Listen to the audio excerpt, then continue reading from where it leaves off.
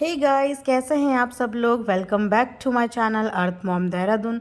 और दोस्तों, comment section में ज़रूर बताना कि आप में से कितने लोगों ने नवरात्र का फास्ट रखा है, क्योंकि मेरे 9 के 9 फास्ट हैं और यकीन मानिए हालत एकदम पछता हुई है। तो आप सब भी बताना कि आप में से कितने लोगों ने पूरे 9 दुर्गा रखे हैं या कितने लोगों ने पहला और आखिरी का रखा है। तो आइए आज का रिएक्शन करते हैं शुरू।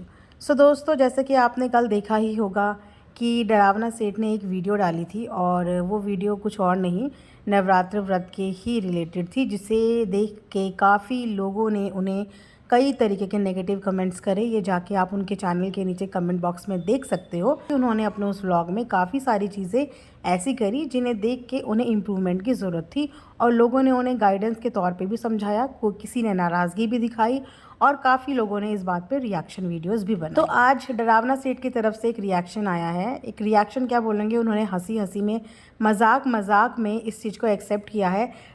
उनकी इस तरीके की एक्सेप्टेंस को देख के अच्छा लगा कि उन्होंने हर एक रिएक्शन और हर एक ट्रॉल को हंसते हंसते लिया।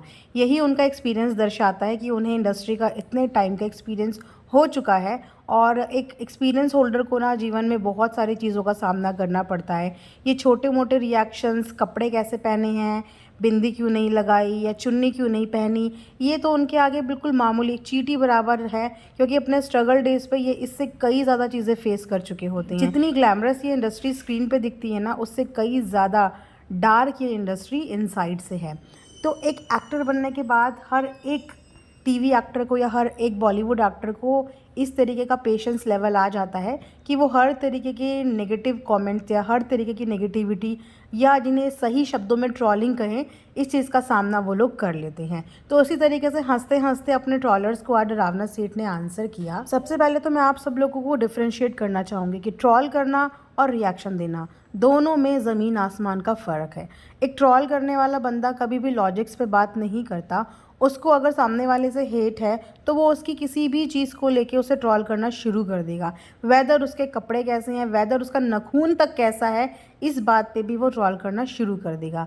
लेकिन जब बात करते हैं रिएक्शंस की, तो रिएक्शन मीन्स मान लो आप कोई मूवी थिएटर में देख के आए और आपसे घर में आपके फैमिली मेम्बर ने या आप किसी की या आपके किसी नियर डियर ने ही आपसे पूछा कि आपको वो मूवी कैसी लगी, तो आप एक 3 घंटे की मूवी को उसको 5 मिनट में एक्सप्लेन कर देंगे कि यार मूवी में ऐसा था, अरे हीरोइन तो इतनी ओवर एक्टिंग कर रही थी, ऐसे कपड़े पहने थे, रद्दी मूवी थी, या अच्छी होगी तो यार क्या मूवी थी, क्या सीन थे, क्या साउंड क्वालिटी थी और क्या एक्शन था। तो इस तरीके से हम 5 मिनट में एक 3 घंटे की मूवी को एक्सप्लेन कर देते हैं।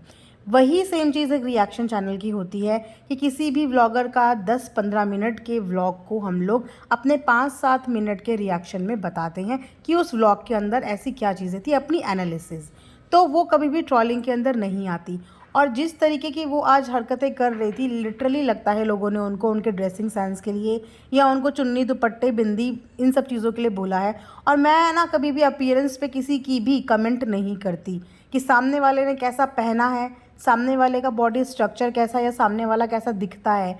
मैं पर्सनली कभी भी इस चीज़ पे नहीं जाती और ना ही मुझे ऐसे लोग अच्छे लगते हैं जो बिलो द बेल्ट जाकर किसी को भी इस तरीके के कमेंट करते हैं।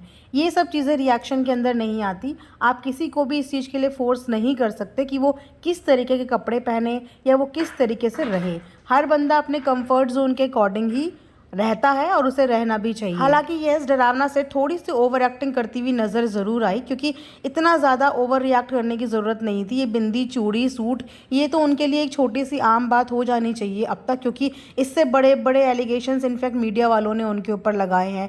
कई बार उन्हें लिटरली जिसे कहते हैं ट्रॉल, वो ट्रॉल तक होना पड़ा है। तो इस बात पे इतना बड़ा ओवर रिएक्ट करने की ज़रूरत नहीं थी, क्योंकि अगर देखा जाए तो उनकी वीडियो में गलतियाँ तो थी ना। तो अपनी गलतियों को एक्सेप्ट करने की बजाय वो जिस तरीके का ओवर रिएक्ट कर रही थी, ये भी कुछ लोगों को पसंद नहीं आया। जिसकी जितनी सोच, जिसका जितने विचार, वो अपने हिसाब से अपने चैनल में अपने वो विचार प्रकट कर सकता है। फ्रीडम ऑफ स्पीच है, आप एक दायरे में रह के किसी भी चीज़ के बारे में बात कर सकते हैं। यूट्यूब आपको इस चीज़ की पूरी आज़ादी देता है। यूट्यूब का हमारा संविधान आपको इस चीज़ की पूरी आज़ादी देता है। पूरा व्लॉग बहुत ही प्यारा चल रहा था, बहुत ही अच्छा चल रहा था, लेकिन सडनली जब वो डांस करने लगी, मुझे समझ में नहीं आया कि ये कर क्या रही है। मुझे लगा ओहो अच्छा, तो ये ट्रॉलर्स के लिए नाच रही हैं कि ट्रॉल करो। तो वही है ना, एक एक तो चोरी ऊपर से सीना जोरी। तो एक तरीके से देखा जाए तो डरावना सेठ किसको ट्रॉलर बोल रही है? अपनी ऑडियंस को, जो ऑडियंस उनको देखती है और देखने के बाद उनकी गलतियों पे जिस ऑडियंस ने कमेंट करना शुरू किया है उनको ट्रॉलर कह रही है। इनको कमेंट करना कहते हैं, वो आपके शुभ चिंतक हैं, आपको पसंद करते हैं, और अगर कोई चीज़ आपसे गलती से हो गई है तो वो सिर्फ आपको करेक्ट कर रहे हैं।